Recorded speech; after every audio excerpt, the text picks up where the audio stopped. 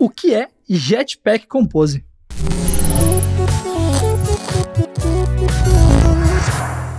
Olá pessoas, eu sou Mário Souto e esse é o Alex Felipe.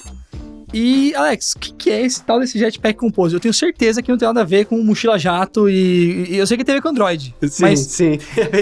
traduz aí pra gente, o que é isso? Show de bola. Valeu pelo convite aí, Mário, e vamos falar sobre esse componente aí que tá na hype de quem desenvolve para Android e agora a gente vai entender por que tá na hype, Boa. o que ele é e até mesmo quem conhece um pouquinho de Flutter aí vai até se identificar. Então, bora lá. O Jetpack Compose, ele é uma biblioteca, às vezes a gente pode até pensar como um framework do Android. Olha só. Que ele vem com a proposta de mudar a forma como a gente cria os nossos aplicativos. Então, tanto que quando ele lançou, eu até fiz uma brincadeira no Twitter que eu falei, agora que o Jetpack lançou, eu vou ter que reaprender a escrever meus aplicativos. Justamente porque ele muda muito. E depois o pessoal reclama do front-end, que lança uma lib a cada 2 segundos aqui, ó.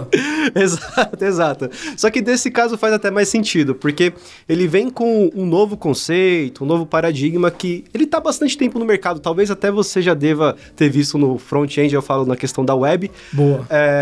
Que é justamente o paradigma de UI declarativa. Olha só. Já ouviu falar disso? Eu acho legal, eu vivo isso. Olha só, muito bom, muito bom. E para quem não tá atento a essa questão de UI declarativa, basicamente é um novo conceito aí que a gente tem para criar aplicativos que você meio que declara a sua tela, o código da sua tela no próprio código fonte. Então você já não tem mais aquele código fonte no caso de layout XML que você precisa criar o seu arquivo separadamente do seu código fonte, depois fazer algum tipo de binding de informações para de fato você expor uma tela com as informações que você deseja. Na tela declarativa ou na UI declarativa, você já escreve, eu quero um componente de texto, um botão, eu quero nessa disposição na tela e já coloca as informações dentro dela. Então já não existe mais aquele processo de data binding, que é você pegar um ID e a partir daquele ID você faz um set text, um set alguma coisa. O próprio código, o próprio componente, ele já te oferece esse tipo de recurso. Então, vamos traduzir pra galera. Então, você tem lá o seu celularzinho, você quer botar uma caixa e um texto, ou melhor, a caixa com um vídeo e um botão de like, que é o que você vai clicar agora, enquanto a gente tá explicando aqui. E aí, basicamente, no próprio componente, essa informação que você falou, né? Ela vem da onde? Você tem um view model da vida ali, alguém que pega a informação. Exato. E você só associa, você diz que, ó, esse objeto está associado com esse ponto aqui da tela, é exatamente, isso? Exatamente. É tanto que essa parte de aprender a escrever de novo aplicativos não é 100% verdade, porque ainda o core do Android vai rodar. Então, se você sabe o que é uma activity, você ainda vai utilizar uma activity. A diferença fica justamente nesse processo de montar a tela. Então, ao invés de usar um arquivo de layout, você vai usar agora esses componentes, que é do Jetpack Compose. Teria o componente de vídeo, o componente de botão, aí pro componente de vídeo você passa o URL, de onde vem o vídeo, e pro componente de botão você passa o on-click dele, é isso? Exatamente. Então pode vir de um repositório, pode vir de view model, que vem lá da web, que vem do banco de dados. A Activity, ela pega essa informação e passa lá para os componentes. Então, peraí, produção. Eu vou pedir uma vírgula aqui, que é o seguinte. Você quer dizer que o Android tá ficando igual o React e o Flutter?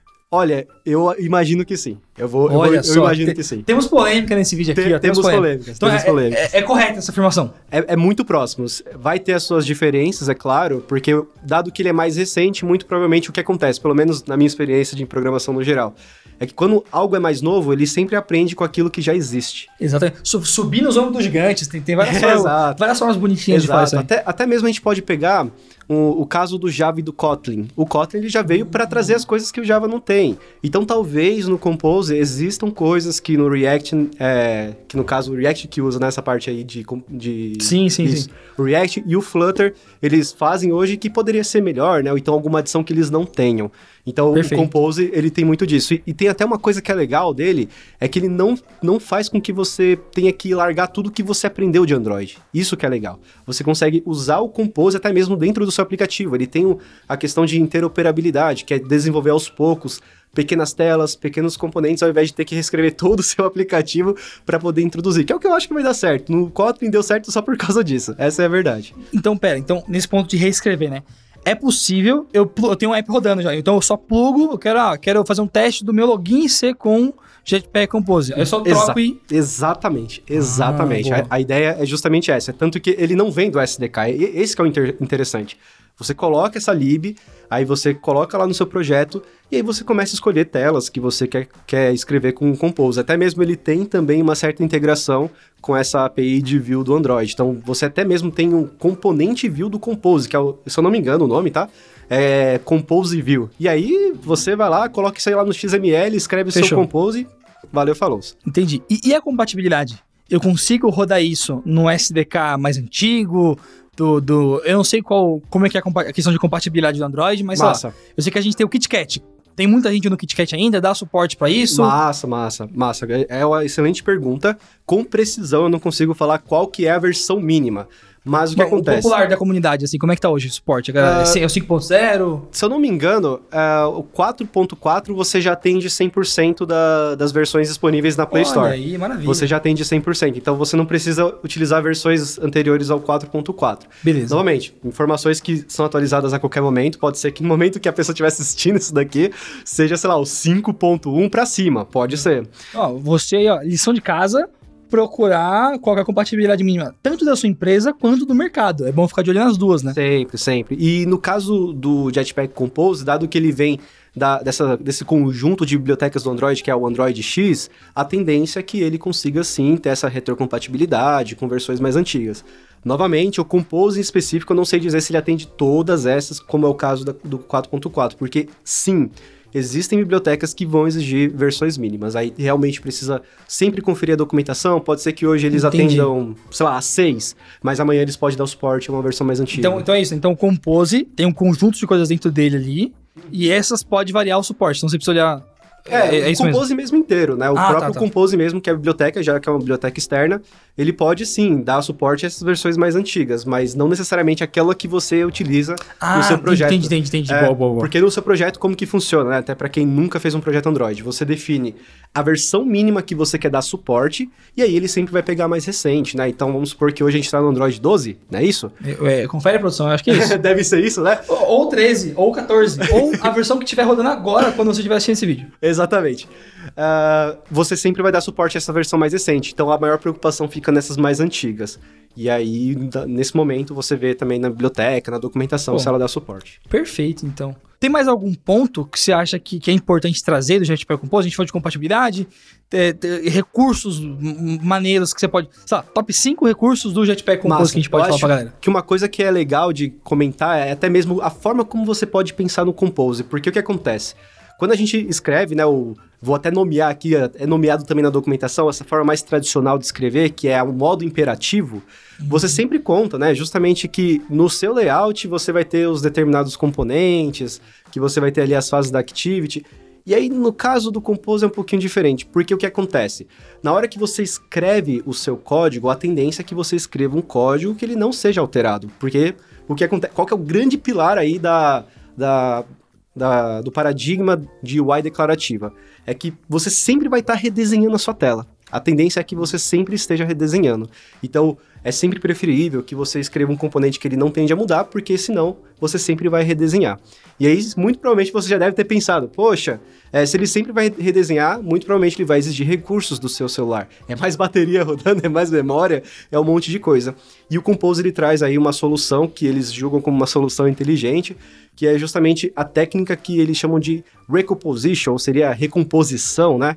Que é justamente quais são os momentos nos quais ele atualiza essa tela.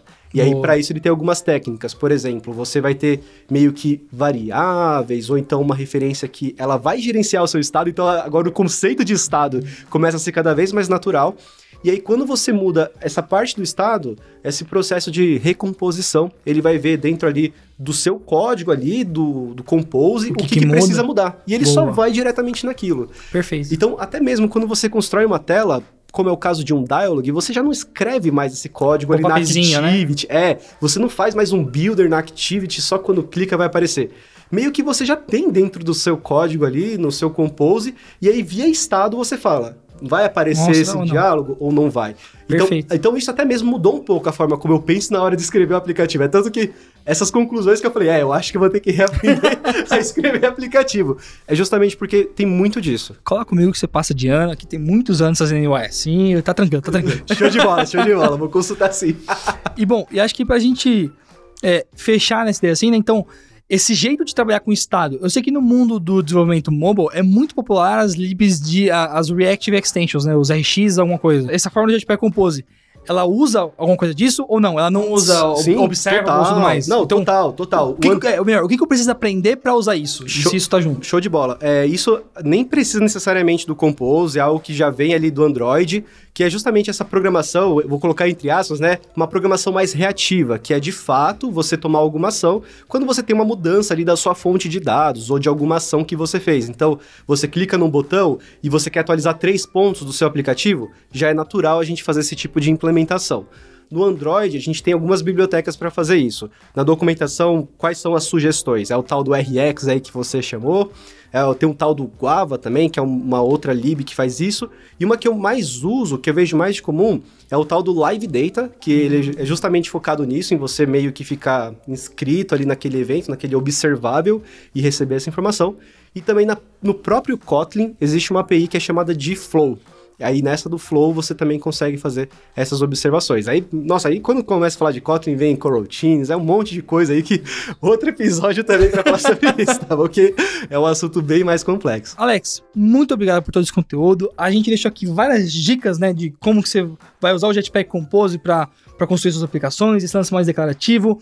Se você testar, comenta aqui com a gente e não esquece de ver os 2 vídeos que eu vou indicar agora, que nesses 2 vídeos aqui, com certeza você vai melhorar as suas habilidades com Android, porque tem muito conteúdo bom pra gente passar pra você. Então, um grande abraço, valeu e fui!